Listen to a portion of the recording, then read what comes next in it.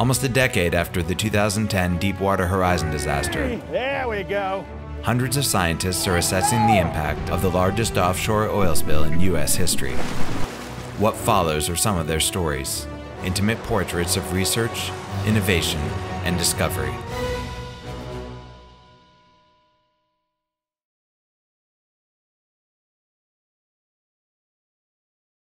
I'm Kirsten Koehler. I'm an assistant professor at the Johns Hopkins Bloomberg School of Public Health in the Department of Environmental Health and Engineering. I really got interested in science on a trip to Yellowstone, where my family rented a little cottage and we were watching the thunderstorms roll by every single night.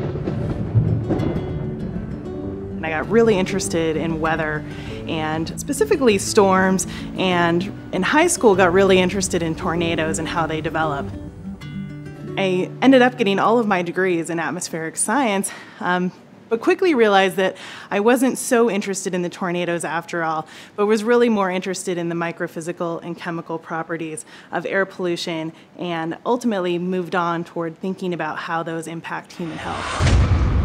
After Deepwater Horizon, Kirsten focused much of her research on the impact of offshore oil leaks. My first thought was, well, there's oil spills quite frequently. I'm sure a lot is already known.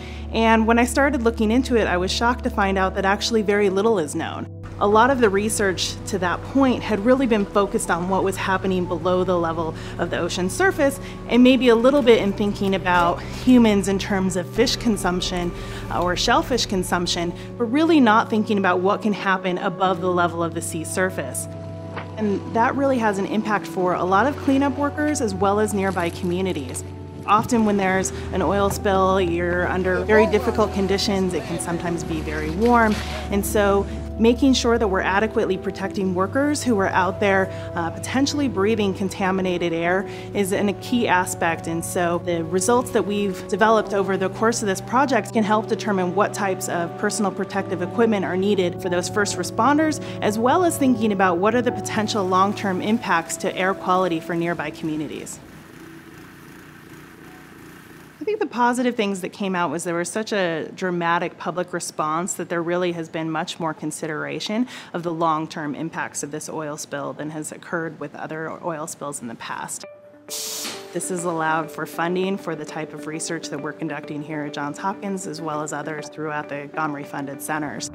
We think this has the potential to lead to lots of collaborations and potential research activities in the future, and to be able to answer some of these challenging questions. Today, the scientific community is working together to push the boundaries of what they've learned about oil spills and what still needs to be discovered.